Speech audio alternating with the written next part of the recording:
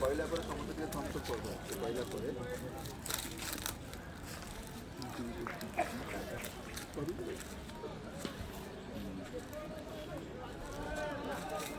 हाँ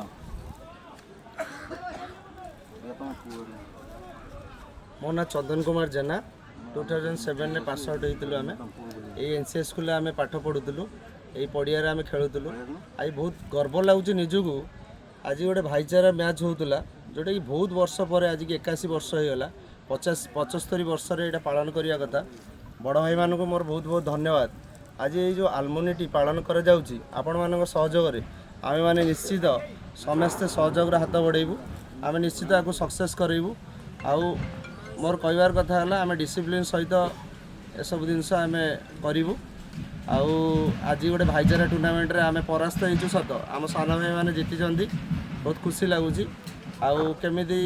आलमोनिटी भलर भलर हम से आम प्लाटिनम जुबलीटी केमी सक्सेस हम आम ए पूर्ण सहयोग ए प्लाटिनम जुबली की नहीं कि आपण माने केते उत्साहित